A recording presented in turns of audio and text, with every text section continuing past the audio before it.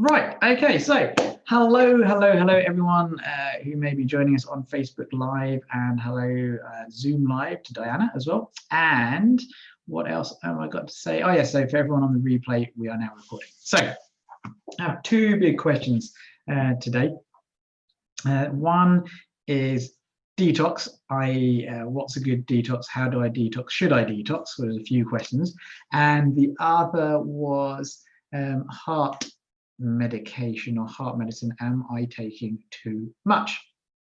So let's start with, I'm going to tell you about detox in a minute, because there's something that I've just recently learned that's quite astounded me. So if you are into detox and taking herbs and detoxification and doing things, then yeah, got something to share with you.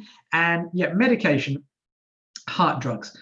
I was asked, one of my patients, she's on 11 different drugs, and which actually isn't that many compared to some. I've got some people who are taking a lot more. And you want to know if she was taking too many, because her doctors didn't want to take her off of any medication. And a report I think it was just in the last week that's come out from the American Heart Association, was the fact that basically when people have heart failure going into hospital, people are on an average about 5 drugs, some of them up to 10, but after leaving hospital, they're often on an average of at least 10 drugs. And this is a big problem, because very often doctors, certainly in an emergency situation, don't actually look at the drugs people are already on, and they don't look at the interactions.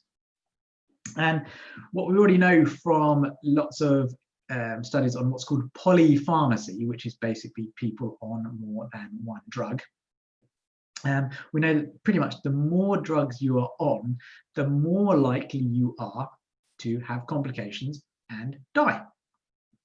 And science has only really looked, medical science has only really looked at a maximum combination of 3 drugs at a time.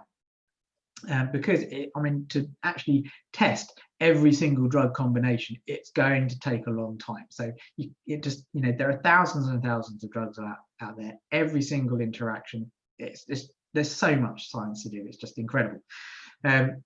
But so most drugs, so basically a beta blocker may have been tested with aspirin, and it may have been tested with omeprazole. But those 3 then wouldn't have been tested together with statins to see how they work together.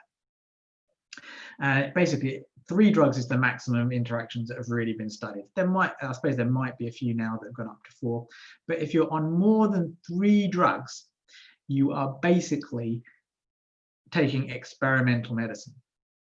And we also know that most medication that people are taking these days actually interfere with the proper working of something called the mitochondria. And the mitochondria is the thing inside your cells that makes energy, but it's also the thing inside your cells that makes most of your steroid hormones.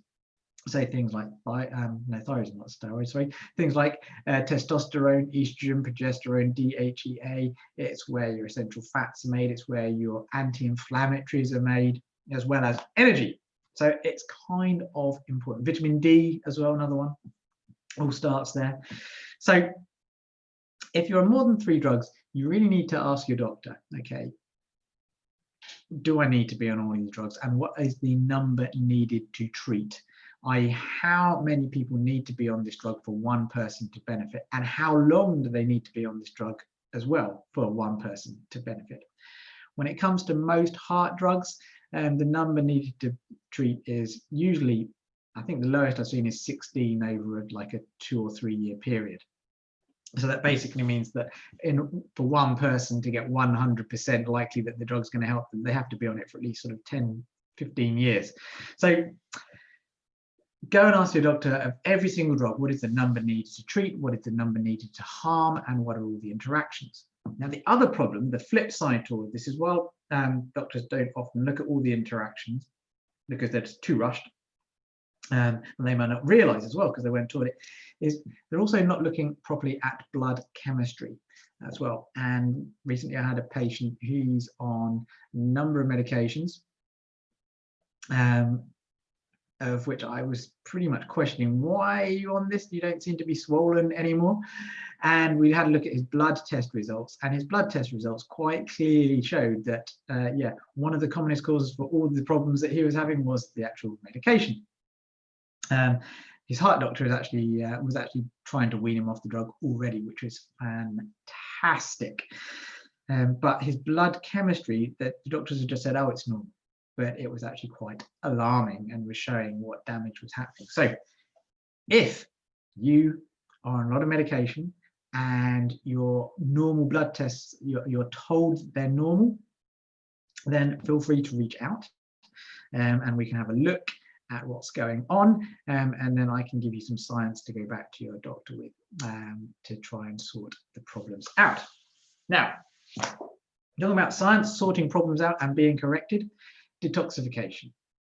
I like to think of myself as a bit of a detoxification expert. And compared to the lay public, I would say that's true. Compared to many healthcare professionals and medical doctors, I would say that is also true. But when it comes to the top detox experts on the planet, I am always relieved to find someone that knows more than me and I can learn more. And one of the most shocking things that I've learned very recently is the fact that just because something is good for the liver, it protects the liver, seems to help it stay healthy, doesn't actually mean to say that it's good for detoxification. Now, let's back up a little bit. So I've been asked by a number of people about, should they be detoxing? Is now a good time to do it? What's the best way to detox? And there are a number of ways to do things. Now, detoxification, lots of people think of the liver. Patient this morning, she said she'd done a detox, but what she'd actually done is basically a cleanse, which is basically a very low calorie diet for 5 days. So it basically allows her to lose a lot of fat, and it gets the bowels moving as well. Not strictly speaking a detox, because here's the problem. Okay, and I'm going to get back to the liver in a moment. The liver is seen as the main organ of detoxification, but every single cell in your body detoxifies itself. If it didn't, we'd have problems. So in order to detoxify, what has to happen is your body has to have all the right nutrients to get stuff out, and then you've got to get it into the bowels, and then you've got to bind all the toxins in your bowels to get rid of them. And also the rest of your body. Now, if you're not binding the toxins, so if you're not actually actively taking binding agents when you're detoxifying, then those toxins will often get resorbed into the body through your bile, for instance, and then go back into the body somewhere and settle somewhere else, maybe your brain and your nervous system, rather than being stored in fat. And here's something that came out of the studies, is the fact that if you are on a weight loss program and you're losing weight, you should also be taking lots of binding agents, because when you are losing fat, you are detoxifying as well, but you're only really detoxifying if those toxins get removed from your body. So you need lots of binding agents. So getting back to the liver. The liver is thought of as the primary organ of detoxification. And there are basically there's actually 4 phases of detoxification, but the last phase is the actually elimination, getting it out of your cells so it can dump into your bowels. Okay, and it's that getting it out of the cells. Ports literally have to be open in your cells to let the toxins out. Okay, so you can have all the other phases going on that change the chemicals into something you can eliminate, but if they can't get out the door of the cell, they can't get into the bowel. And while certain herbs and things like, and the biggest one is milk thistle. Milk thistle is often part of detox programs, detox supplements, stuff that I, right up until this moment, have used for detox as well. But no longer will I be using milk thistle for detox. Now, milk thistle is good for the liver. It is liver protective. It helps you keep your liver healthy. It's got other uses as well. It's very good. But one of the things that milk thistle does is it actually closes the ports on your cells to stop the toxins from actually exiting. So milk thistle actually inhibits detoxification.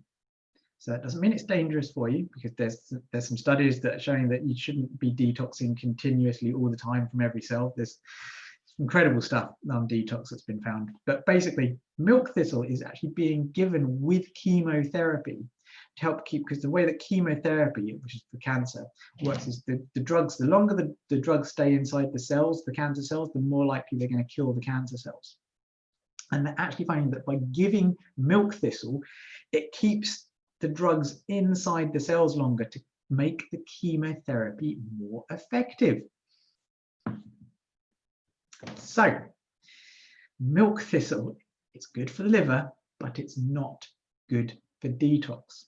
And the other one, which came as a big surprise, is turmeric. Now, I don't actually really use turmeric for detoxification, or rather more precise, curcumin, which is one of the extracts which is found to be anti-inflammatory. It's got great uses in the brain, all kinds of uses, curcumin.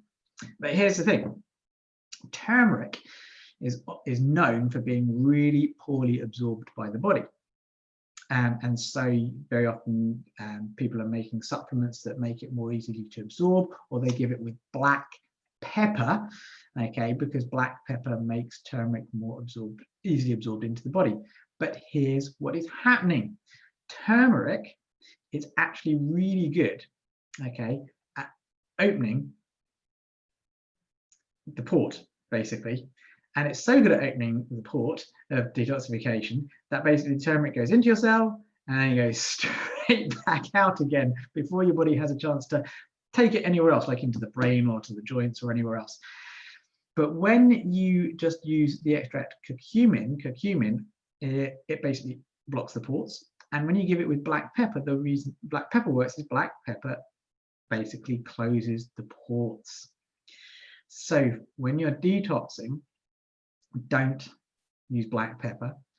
Okay, you can use turmeric as a spice, but perhaps don't use it in high doses because then you might get too much curcumin.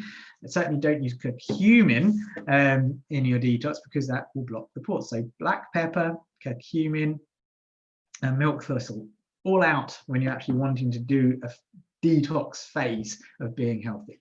So yes. So when people ask me, is there a good detox? I mean, the stuff that I've previously done, yeah, all works, but I'm going to make sure that I don't give any supplements that have milk thistle or curcumin in. One of the main ones I use, UltraClear doesn't. I already know that. I just double checked. So the best way to detox is basically you want to do something that mobilizes your fat stores to get out. So you want to go on maybe a short-term low-calorie diet. And you want to do the right kinds of exercise. You want to get sweating as well, because a lot of toxins only leave by sweat as well. And then there are certain nutrients that really help open those pores and get stuff out. So if you are interested in detox, or if you've done a detox before and you want to do another one, then reach out because I have a different modified version. And yeah, I think you're going to love it. Okay, well, thank you very much. And Diana, do you have any questions you want answered live? If you want to post something, type something in maybe, or ask away, Diana. So the Dr. Bob Rakowski. Yeah.